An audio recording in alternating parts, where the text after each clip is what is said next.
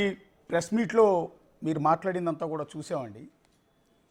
What exact అసలు ఆ రోజు ఇప్పుడు ఆయన బాలకృష్ణ గారు అంటున్నది ఏంటంటే ఎవ్వరూ గట్టిగా మాట్లాడలేదు అనేది ఒకటైతే, కామినేని శ్రీనివాస్ గారు అంటూ ఏంటంటే ఏదో గట్టిగా చిరంజీవి గారు అరవబట్టే జగన్ గారు వచ్చారు, లేదంటే మంత్రి అంటే పేరు నాని గారిని కలవమన్నారు, ఆయనతో మాట్లాడుకుని వెళ్ళిపోమన్నారు, చిరంజీవి గారు గట్టిగా నిలదీయటంతోనే జగన్ గారు దిగొచ్చారు అన్నట్టుగా కామినేని గారు మాట్లాడారు. ఫస్ట్ ఆఫ్ ఆల్ కామినేని గారి గురించి మనం మాట్లాడదాం. ఏం చెప్తారు సార్? కామినేని శ్రీనివాస్ గారికి అర్జెంటుగా మంత్రి అయిపోవాలి, ఇక మళ్ళీ పోటీ చేయనేది చెప్తున్నా అంట. ఆయన ఎప్పటికప్పుడు అట్టాగే చెప్తుంటాడు, ప్రతి ఎలక్షన్లో కూడా ప్రతిసారి పదలో ఉన్నప్పుడల్లా ఈసారి పోటీ చేయను ఈసారి పోటీ చేయను అంటూ ఉంటాడు, మళ్ళీ వచ్చేస్తుంటాడు ఆయన. కాదే ఈ టర్మ్లో ఆయన మంత్రి అవుతానని ఎక్స్పెక్ట్ చేశాడు. ఓకే, కానీ మంత్రి అవ్వాలా. అమిత్ షా వచ్చి ఒక్క దెబ్బ వేసాడు, మాడి మీద ఒక్కటి కొట్టాడు. ఓకే, అంటే అమిత్ షా మీకు గుర్తుండి ఉంటే కనుక జరిగిన నేపథ్యం, మంత్రివర్గ కూర్పు నేపథ్యంలో అర్ధరాత్రి పూట వచ్చాడు అమిత్ షా గారు, మీకు గుర్తుందేమో లేదో. ఓకే, అర్ధరాత్రి 12 గంటలకు 1 గంటకు నారా చంద్రబాబు నాయుడు గారి నది ఒడ్డున్నటువంటి ఆయన నివాసంలోకి అక్కడ మీటింగ్ జరిగింది. అవునండి. ఆయన వచ్చి నాకు సత్యప్రసాద్ అంటే ఏడుగురికి ఒకళ్ళ చొప్పున వాళ్ళు ఏదో సూత్రం పెట్టుకున్నారంటండి. 7 ఎమ్మెల్యేలు ఉంటే ఒకళ్ళు. అవునండి.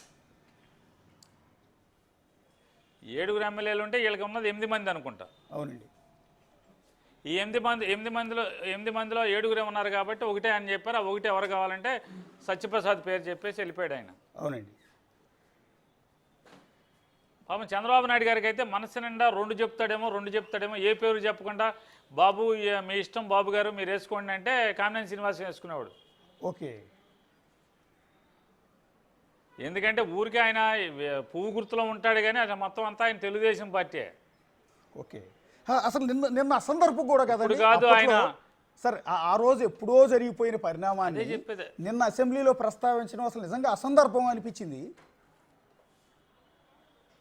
అదే చెప్పేది, మంత్రి పదవి కావాలి, సంవత్సరం అయిపోయింది, ఒకటి ఖాళీ ఉంది, ఆ ఒకటో లేదా సత్యప్రసాద్ని పీకే ఉన్న షఫ్లింగ్ అంటున్నారు కదా, షఫ్లింగ్లో సత్యప్రసాద్ని పీకే ఉన్నా తనేస్తారా, లేదా ఒకటి ఖాళీ ఉంటే ఒకటి తనకేమన్నా వేస్తాడో అని ఆశతో మాట్లాడటమే. ప్యూర్లీ మంత్రి పదవి కోసం నారా చంద్రబాబు నాయుడు గారి దగ్గర మార్కులు కొట్టేయడం కోసమే ఇదంతా కూడా ఈ తాపత్రయం. సార్ ఆ రోజు మీరు ప్రత్యక్ష సాక్షి, మీరు ఆ రోజు కన్సర్న్ మినిస్టర్ కూడా, సినిమా ఇండస్ట్రీతో మొదట మాట్లాడింది మీరు, జగన్ గారి దగ్గరికి తీసుకెళ్ళింది మీరు, టికెట్ రేట్లు పెంచడానికి కోఆపరేట్ చేసింది మీరు. వాట్ ఎగ్జాక్ట్ అసలు ఏం జరిగింది సార్? ఆ రోజు సినిమా టీం అంతా వచ్చింది, రాజమౌళి గారు, చిరంజీవి గారు, ప్రభాస్ గారు, మహేష్ గారు, ఆర్ నారాయణమూర్తి గారు, ఇలా పోసాని కృష్ణమురళి గారు, వీళ్ళందరూ కూడా ఆ రోజు వచ్చారు. ఆ టీంలో మీరు కూడా లోపలికి వెళ్ళారు, ఆ మీటింగ్లో మీరు కూర్చున్నారు. వాట్ ఎగ్జాక్ట్ ఏం జరిగింది సార్? నేను లోపలికి వెళ్తాం కదా సార్, నేనే ఇదంతా కోఆర్డినేట్ చేసింది, రిసీవ్ చేసుకున్నది నేనే, రిసీవ్ చేసుకుని లోపలికి తీసుకెళ్ళింది నేనే.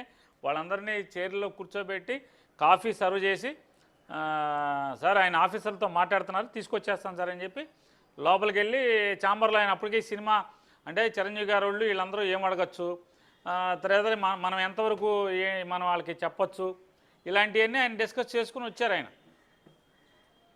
నేను వెళ్ళి చెప్పడం సార్ చిరంజీవి గారు వాళ్ళు వచ్చేసారనగానే వెంటనే గబాన్ లేచి వచ్చేసారు స్పీడ్గానే వచ్చి కూర్చుని అందరూ ఆయన రాగానే బొకే ఇచ్చారు, అందరూ కలిసి శాలువా కప్పారు, బొకే ఇచ్చారు, కూర్చొని మాట్లాడారు. అన్నీ మాట్లాడిన తర్వాత వీళ్ళ టాక్స్ అన్నీ అయిపోయిన తర్వాత చిరంజీవి గారిని, రాజమౌళి గారిని, మహేష్ బాబు గారిని, ప్రభాస్ గారిని, ఇంకొక ఆయన ఏదో విజయ్ ప్రసాద్ ఏదో ఉందండి, ఆయన బారుగా ఉంటాడు, నాకు పేరు గుర్తురాట్లా, ఆయన కూడా వచ్చారు. ఓకే, సీఎం గారి ఛాంబర్లోకి తీసుకెళ్ళి యాంటీ రూమ్లో కూర్చున్నాం అక్కడ. ఓకే, కూర్చునే అంటే మరి ఇలా మాట్లాడైతే యాంటీ రూమ్లోకి ఎందుకు తీసుకెళ్తాడు? అవునండి. రెండోది అసలు ఇప్పుడు చిరంజీవి గారు ఆయన నెగోషియేట్ చేశాడు. నేను ఇండస్ట్రీ తరపున మేము ఒక నిర్ణయం తీసుకున్నామండి, ఇలా సినిమా రేట్లు ఇలా కంట్రోల్ చేయాలి, లేకపోతే ఇలా జరుగుతుంది, ఇది కరెక్ట్ కాదు, కొన్నాళ్ళకి సినిమా థియేటర్లు ఇప్పటికి ఇదివరకు ఎన్ని థియేటర్లు ఉండేవి, వాళ్ళ ఎన్ని థియేటర్లు ఉన్నాయి లేవు కదా. పోను అసలు థియేటర్లు కూడా ఉండవనేది ఆ రోజు జగన్మోహన్ రెడ్డి గారి ఆలోచన. ఇప్పుడు కూడా వాస్తవం ఎవరినన్నా అడగండి, ఇదే రీతిలో వెళ్తే ఎక్కువ సినిమా హాల్స్ అనేది దొరకకుండా వెళ్ళిపోతాయి మీకు. అవునండి. కొన్నాళ్ళు సినిమా హాల్స్ అన్నీ కూడా ఫంక్షన్ హాల్స్ కిందను అన్నిటి కింద మారిపోవాల్సిందే. అవునండి. అయితే కళ్యాణ మండపాలు అవ్వాలి, లేదంటే కనుక కాంప్లెక్స్లు అయిపోవాల్సిందే. అవునండి. ఇప్పుడు మీరు నేరుగా సీఎం గారి దగ్గరికి వాళ్ళందరినీ కోఆర్డినేట్ చేశారు, తీసుకెళ్లారు, మీటింగ్లో కూర్చోబెట్టారు, మీటింగ్లో వాళ్ళ సమస్యలు వాళ్ళు చెప్పుకున్నారు. సార్ దీనికి ఇదొకటే కాదు సార్, దీనికి ముందు చిరంజీవి గారు నాతో మాట్లాడితే ఆయన ఏమన్నారంటే, నాని ముందు అసలు మాతో నువ్వు వచ్చి మాట్లాడు. ఓకే. మాతో నువ్వు వచ్చి అంటే ముందు ఆయన అన్నారు నేను నీతో వచ్చి మాట్లాడతానని అన్నారు. ఓకే సార్ నేను ఆ రోజు చెప్పాను, నేను చిరంజీవి ఫ్యాన్ అండి, మీరంటే గుడ్డలు చించుకునేవాళ్ళం, మీకు దండలు వేసేవాళ్ళం, సినిమా హాల్కి సినిమా బోర్డులకి దండలు వేసేవాళ్ళం. ఇప్పటికీ మీ సినిమా ఏదున్నా సినిమా పిచ్చే మిమ్మల్ని చూస్తూనే ఉంటాం, వెళ్తాం, ఫస్ట్ డేకి వెళ్తాం. మీరు రావటం ఏంటి సార్, నేనే మీ ఇంటికి వస్తాను కాదు, సీఎం గారికి ఒక మాట చెప్పి వస్తానని చెప్పి జగన్ గారితో, సార్ చిరంజీవి గారు సినిమా ఇండస్ట్రీ సమస్యలన్నీ చెప్తా అంటున్నారు, నన్ను రమ్మంటున్నారు, నేను వెళ్దామని చెప్పాను. వెళ్ళరానని అన్నీ వినిరా, వచ్చాక మన ఇద్దరం మాట్లాడుకుని ఏం చేయాలో మాట్లాడదామని చెప్పారు. చిరంజీవి గారి ఇంటికి వెళ్ళాను. నేను చిరంజీవి గారి ఇంటికి వెళ్ళినప్పుడు సినిమా పెద్దలందరినీ కూడా చిరంజీవి గారు బ్రేక్ఫాస్ట్కి పిలిచారు. ఓకే. ఆ మీటింగ్లో రాజమౌళి గారు ఉన్నారు, నాగార్జున గారు ఉన్నారు, ఇంకా చాలామంది ఉన్నారు, వాళ్ళందరూ వచ్చారు. ఓకే. వచ్చి సినిమా వాళ్ళు చాలామంది, 15 మంది ఎంతమంది వచ్చారు. బ్రేక్ఫాస్ట్ చేస్తా, కాఫీ తాగుతా, మాట్లాడుకున్నాం. మాట్లాడిన తర్వాత అన్నీ నేను మొత్తం నోట్ చేసుకున్నాను, వారు చెప్పేవన్నీ కూడా. సార్ జగన్ గారితో చెప్పి మళ్ళీ మీకు కౌరు చెప్తానండి అని చెప్పాను. ఓకే. తర్వాత చిరంజీవి గారు నాతోనే కోఆర్డినేట్ అంటే సినిమా ఇండస్ట్రీకి ఏమో ఆయన, ప్రభుత్వానికి నేను, ఇద్దరం మాట్లాడుకుంటా. సో పలానా తారీఖున అంటే ఆయన చెప్పారు, నానే ఒక 3-4 డేట్లు కావాలి మాకు.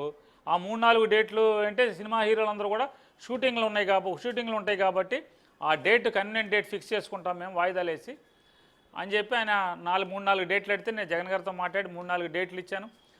అందులో ఒకటి చిరంజీవి గారు ఫిక్స్ చేసి అందరితో మాట్లాడి ఆయన వచ్చారు.